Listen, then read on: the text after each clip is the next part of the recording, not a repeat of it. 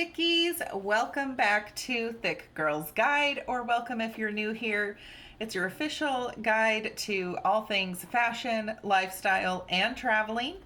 And in today's video, I have my 5 steps on how to plan the perfect trip and make it as stress-free as possible. So if you are looking into planning your own trip soon and you don't want to go through kind of one of those pre-planned trips or a travel agent or anything like that, well, follow along with my guide and I can help you do that. All right, without further ado, let's jump into the video, and don't forget to hit that subscribe button, join the Thick Girl gang, and give this video a thumbs up. Let's get into it.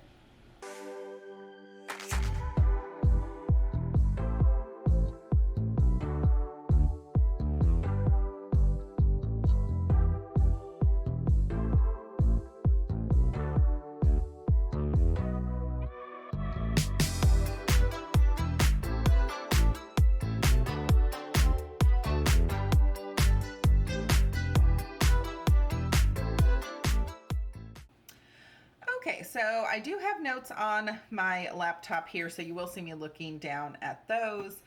But ultimately, I have traveled quite a bit, and I think just about every single trip that I've ever taken, I have planned myself. I'm talking back in like the early 2000s where my friend and I, Nicole, went to the East Coast. We planned that from the ground up.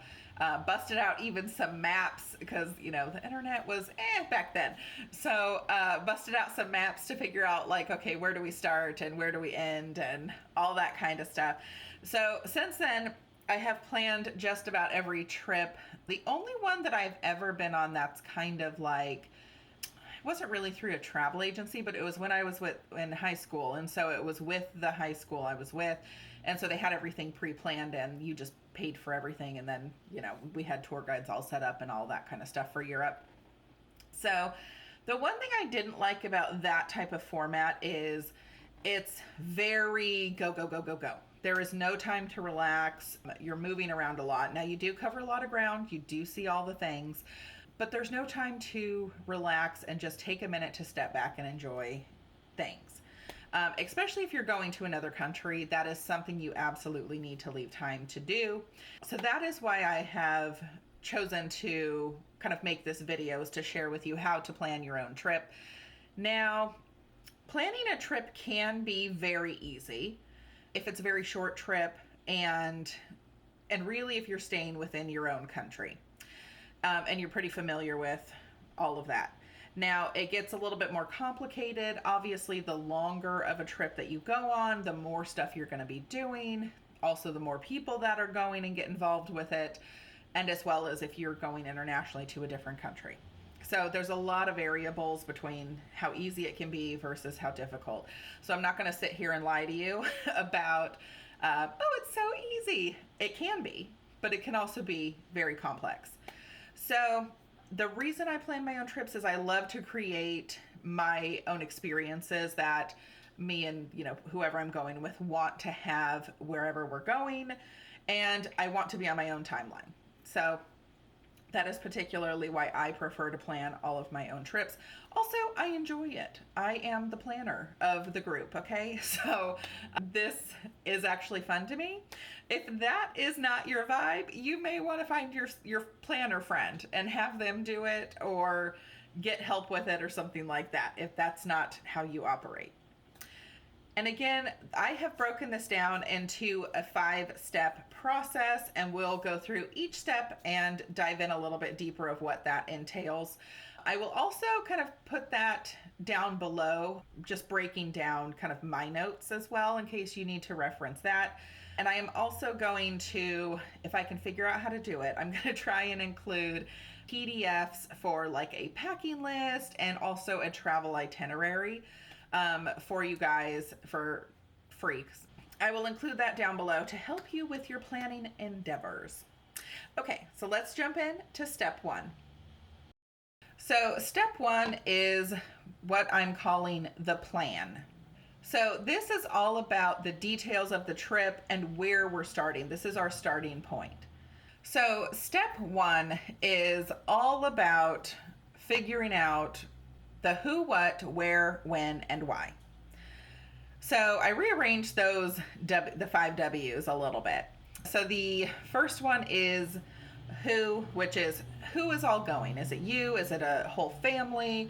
You've got kids going with you? Are you going with a friend group? Are you just going on like an anniversary trip with your spouse, etc.? So, who is going? And then next I put in where. So where do you want to go? In that, you also need to research the area that you're going to be going. If it's internationally, research the language and the culture. You definitely want to make sure that you are pretty well versed on the country that you want to go to. Not that you even have to speak the language, but you do need to understand what to expect. Like if it is Europe, most people do speak English over there, but not everyone. So you do need some kind of conversational, frequently asked things like where's the bathroom, how much does this cost, hello, goodbye, etc. So you need a basic understanding of what to expect with the language of wherever you're going and the culture. And the next W is when. So when are you going? When are you leaving? When are you going to be returning home? When will you be moving from one country to another or one city to another? Or are you going to be spending all your time in a single city? The next W is what, as in, what are we doing?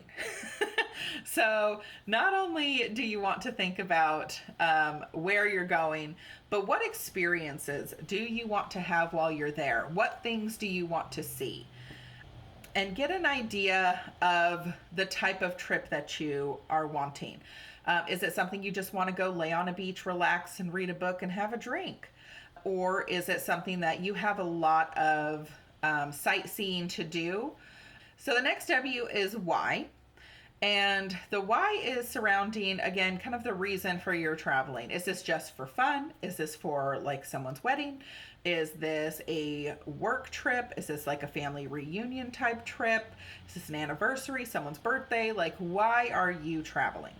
That just allows you to plan accordingly of the type of trip you're going to have. So, for example, when I go to Italy in October, it is for my friend Nicole's 40th birthday. So, obviously, with that in mind, what does she want to do? Right? Because she's the one who wanted to go to Italy in the first place. So there is going to be things that she specifically wants to see. And since we're there for her 40th birthday, we need to make sure that happens. And then add on from there. So that's kind of the why is in there. After the five W's is budget. So budget is a big thing. So you can travel actually for pretty cheap for most places. You can ball on a budget, okay? I'm a big fan of that. Or if you want something more extravagant, you can go as extravagant as you want and as you can afford. Now, if you're going in a bigger group, you need to make sure that budget works for everyone. And that can be the challenging part because obviously some people don't make as much as others, etc. So you definitely need to plan out, how much are we allotting for this trip? My biggest tip on traveling, and I will kind of go back to the timeline of how I plan my trips. They are generally, I start researching a big trip at least a year before. And the reason is because I can get an idea of the flights. Do we want to, again, go more extravagant? Do we want to go more budget friendly? And start looking at, okay, how much is this going to cost? What's the best airline? What's the best hotels, etc. And get an idea of how much this is going to cost. And then we start booking things. Probably about sometimes a year to 9 months out is when we'll start booking things. And the reason for that is because then you can kind of book at your own pace and pay things off, and everything is paid for before you even leave. So when you get on the plane to go wherever you're going, the only thing that you're going to have to pay for is maybe a little bit of those fees at hotels that are like they're like resort fees, even though they're not a resort. I don't know, whatever. So nonetheless, you have to pay those up front when you get there. And then you will have to pay for your food, unless you're on a cruise or something like that. and kind of souvenirs and stuff. But it's everything's already paid off before you even go, which is, by the way, fantastic. Nothing worse than having to pay off a huge vacation that you've racked up on a credit card after the fact. I prefer to pay it as I go, and it's done. Just a tip from me to you, makes it a lot easier, okay? So now that you have all the specifics of like the general outline of your trip set up, now it is time for step 2, which is the foundation of your trip. By the foundation, I mean these are the major, almost anchors of your trip. The first thing is transportation. So that is one of the major costs usually, especially if you're going on a big trip or a very long trip, especially internationally. You are going to take a plane to get there.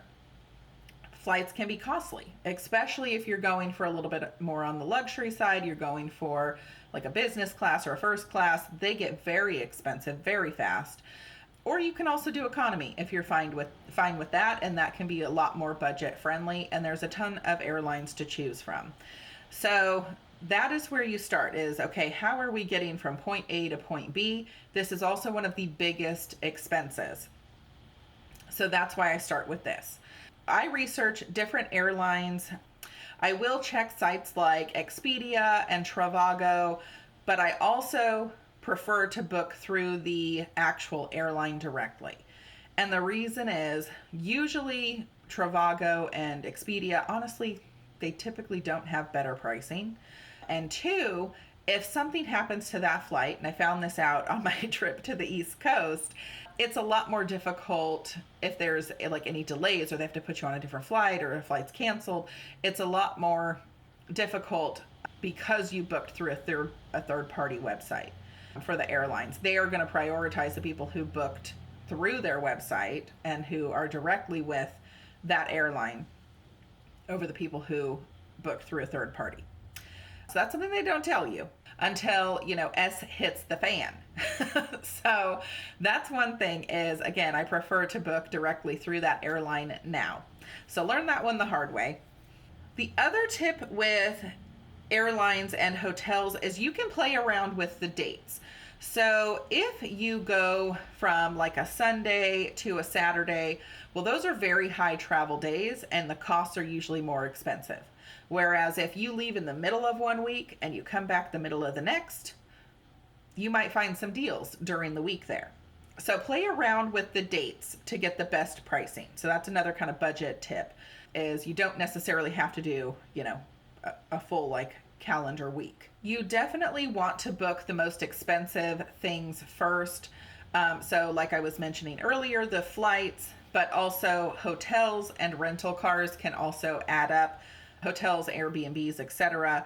Now there is on a lot of like hotels.com, for example, a lot of those options they have pay at hotel. Like I was saying in step 1, it's better to pay up front for that hotel and get it paid for so you don't have to worry about anything later. It's already done. That's what I prefer to do. You can ultimately do what you want. That's what I recommend though. And again, get both of those major things paid for. So those are kind of your anchors of your entire trip that are now set in stone. And now that the foundation of your trip has been set, it is time to move on to the fun things. Which brings me to step 3, which I'm calling the fun stuff. So now it is time to book, again, the fun stuff, like excursions, your day trips. Are you going to any kind of music shows? Are you going to museums? Do you need tickets to see certain monuments, etc.? Next, you will need to map out on a calendar is what I recommend, especially for a long trip, what days you're going to be doing each activity. Again, I have a little kind of calendar that I created, and so I will put that down below as a PDF so you can just print it if you would like to. And so I will map this out, and that way we know each day what we are going to be doing and seeing and all of that. Now, it is important not to try to overstuff your calendar. So I have planned several trips where it's been like, okay, we're here and then we're there and then we're there. And it all worked like clockwork, but it is a lot and it doesn't give you time to essentially just like stop and smell the roses, right? So one thing is to make sure that you're not trying to pack too much in on each day, especially if you're with a big group of people. You don't know, honestly, their endurance level and if they're going to be able to keep up. Okay. Definitely kind of bring it down, especially if you're traveling with a group, and make sure you're not overstuffing the calendar with activities and doing too much in one day. So, for example, when I'm planning my trip to Italy, obviously there is a ton of stuff to see. So, what I plan to do is do kind of one major thing each day and then kind of leave the rest of the day open. So, we have plenty of time to kind of roam around and explore and shop and eat some, tiramisu and gelato and pasta and whatever. So, you want to leave time to relax and enjoy. Now, with a very touristy area, it's so important to make sure that you are booking all your tickets and reservations to see the things that you really want to see. For an example, when you go to, since I'm going to be going to Rome, there is, the Colosseum and the Pantheon and Vatican City and all of these things. Well, they're huge tourist destinations and they will sell out in tickets. So I will have all of that booked well in advance. By the way, again, everything already paid for. And if there's a skip the line option, honey, I'm paying for it. So one thing about me is I hate standing in lines. Like, this is why I don't do Disneyland very often, because it's too many lines for me. It takes too long for a 3-minute ride. So if there's a skip the line option, I will pay extra for it. If there's, kind of like a little VIP thing where you get ahead of everyone else, I will pay for it. So that's just me personally. I don't want to sit here and waste my time standing in line for hours and hours and hours, which is what you'll be doing if you don't get your stuff booked ahead of time and get your tickets ahead of time. And then you risk the chance of not being able to see that specific thing that you wanted to either experience or see because you didn't plan ahead. That's why this is so important. So now that you have that all booked and planned out, you're pretty much done. You're just kind of waiting for your travel day. Now, when we get up to travel day, or I would say travel week, this is going to be step 4, which is pre-travel prep. So now that you're rolling up on your trip, the preparation has not stopped. It is still key. And the reason I say this is, one, if you're planning to get your hair done, your nails done, a pedicure, if you're getting waxed, if you're doing all the things, right? You need appointments for that. And you need to have scheduled those appointments accordingly. So for me, my hair lady is booked up months in advance. So I already have my hair appointment scheduled for the end of September because I know how fast she books up. And so I got on that ASAP. Second, you want to make sure that you're going to your normal people. So let's not experiment with new people, So the reason I bring this up is because we're having story time again. My friend Chelsea, bless her soul, I hope she's watching this, but we went to, was it the Caribbean? I think it was the Caribbean, a couple years ago for her 30th birthday. And she is such a last minuter, like procrastinates last minute to the T with kind of these appointments. So she's racing around, I think the day before we're about to leave. And she goes into the nail salon she usually goes to, but her normal person that she has is not available because she didn't make an appointment, right? So she got some new person that she's never had do her nails. And so she's like, okay, I want white nails, had acrylics done, whatever. These things look like Chick-fil-A. The little square packs of gum that are, I think it's a Mexican brand of gum. They're like square, they are bulky, they are terrible. Oh my God, they were awful. And so she's stuck with these atrocious nails for the trip. And she ends up, they were longer. She ends up cutting them down to where they look a little better. But that's what I mean. Like, one, make sure you're making appointments. And two, go to your regular people and make sure you book with your regular person that you know does a good job. It is not the time to experiment. Okay? It is not. Also, if you're getting a spray tan for the first time, one, don't do it. Okay? Like, if you've never done it, don't start new things. Okay? Let's not start now. Try this if you're gonna do some kind of like spray tan. By the way, I did this, and it was awful, and I had all sorts of orange on my like knees and the back of my legs, and it was terrible. So don't go experimenting. Don't decide to get a spray tan last minute unless it's part of your regular routine. Okay, don't do it. You're gonna look a mess. Also, you want to make sure you've got kind of your at-home situation handled, meaning like if you have pets, who's going to watch them? Are they going into a kennel? Make sure that's all set up.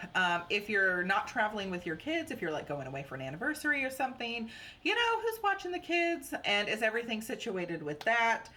And my last thing is make sure that you create a travel itinerary. Again, I am going to put a link down below for a PDF template for you guys if you need it, but especially for long and international trips where you have a lot going on, make sure that you create a travel itinerary that includes all the dates, all the times, addresses, phone numbers, all of that important information that you will need all in one document. Makes it so much easier to just make sure you're on track and you are good to go and have a smooth and as little stress as possible on your trip. So the pre-travel prep also includes packing. Again, another link down below. I've got a master packing list. And this is actually something, I don't remember her name. Sorry, girl. But she did say that if you're a frequent traveler, to have a master packing list. And I thought that was so smart because, yeah, you're pretty much packing the same stuff most of the time. It might vary a little bit, but overall, you're going to be packing the same stuff. So why not have a master packing list, you know? So I thought that was a really good idea from her. And if you don't really travel that often, then definitely make a packing list. There are apps that you can download, like for an iPad and whatnot, that you can create one and then check it off if you want it digitally. Or you can go into like Microsoft Word and create your own. Or you can just, what I've done before as well is just make a note on my iPhone in the little notes section. So whatever it is, make a packing list. And I would start this probably a couple weeks beforehand. If you don't have one already established, so that you can think of everything that you're going to be needing. Again, make sure it's stuff you're actually going to need because overpacking is a problem, especially for me. So that's why I have to really think about it. Okay, what am I going to use it for? Am I actually going to use this? So we're not overpacking and trying to bring everything and the kitchen sink.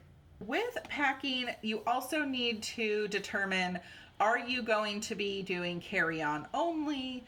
Or are you going to be checking a bag? And then also make sure that with that, look up the restrictions for weight and size for your specific airline to make sure that you're not going over, because those over the weight baggage fees they are hefty, right? So you don't want to be stuck with that.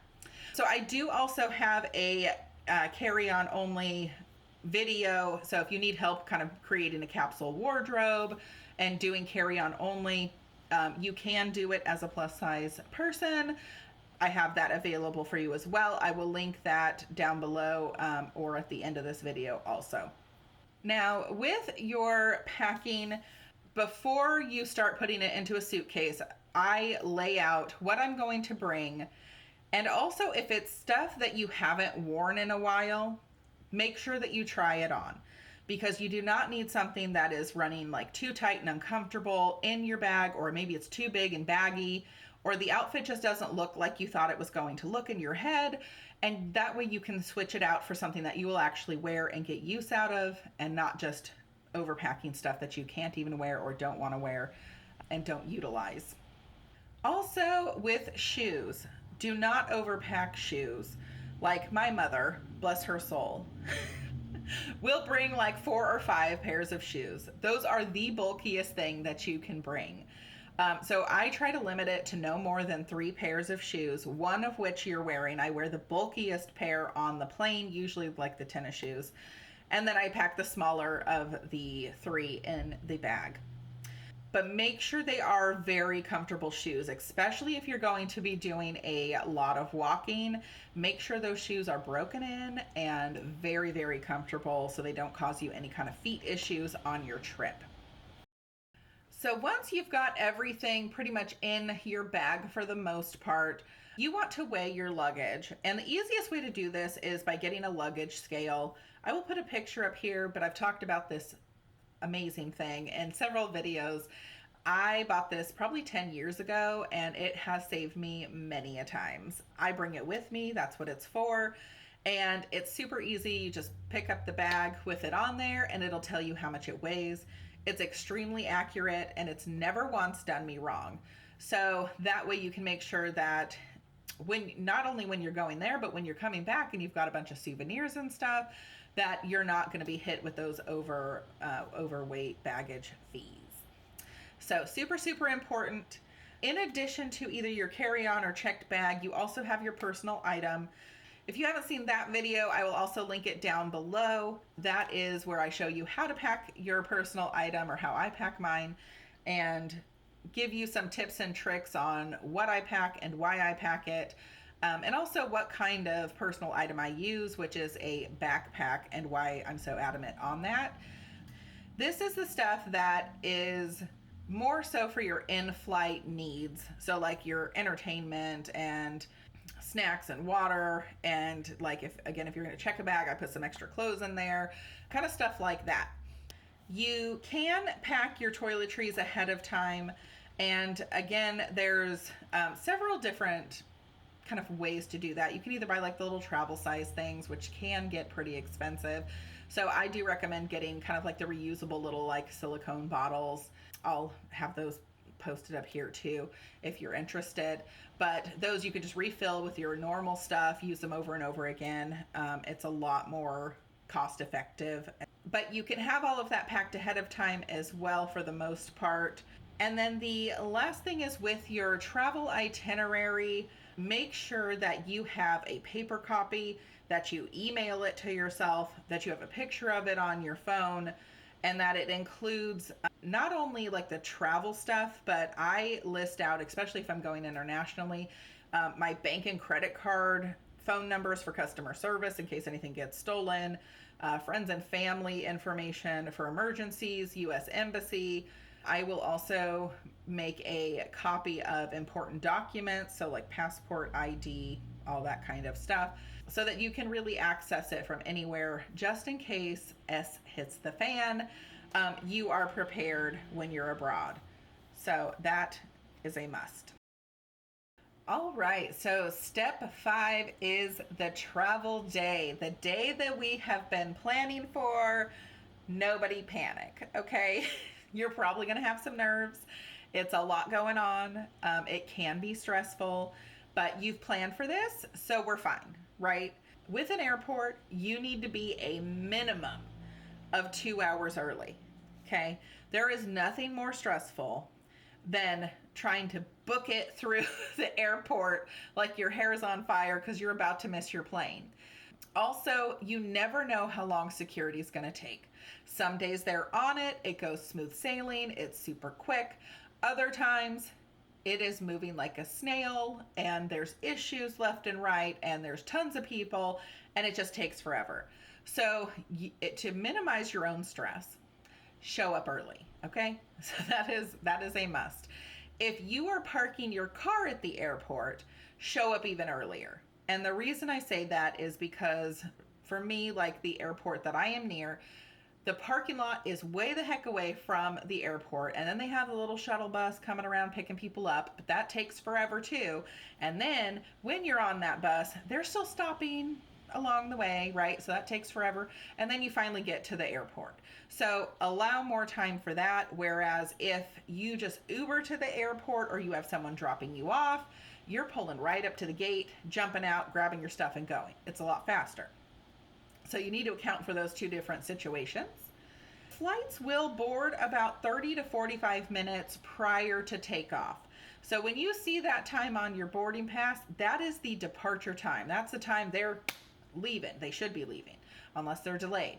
And they're not waiting for you. Okay, so if you miss it, you miss it. That's on you. And you got to figure your life out from there. So make sure that's why it's so important to make sure you're there ahead of time, because again, time on the ticket is not the time that it boards. It boards way before that. Now, the day of, the thing I do before you get on that plane, and I try to get it as close to when they start boarding as possible, I go use the restroom. Okay, I don't want to be stuck in one of those little tiny bathrooms as much as possible. So I make sure I take care of that. And I also make sure that I have snacks and water on me before I get on the plane as well. So whether you bring it or you have to buy it or fill up your own water bottle at the airport after you get through security, just make sure that you have it. The reason being is there are flight regulations where they will not serve you food or water until they get up to a certain altitude. So if you're stuck at that gate and you're already boarded and for some reason you can't take off, they are not going to serve you. No matter how thirsty you are, no matter how much of a fit you're having, they won't do it. You make sure that you have all of your own stuff taken care of, so that is not an issue. And then also for your flight, make sure if you want to watch specific shows and movies and you have like Netflix or Disney Plus or whatever, you can pre-download that stuff so it's already on your phone or your tablet, just in case you don't want to watch whatever's on the plane or available on the plane. You have some backup options as well.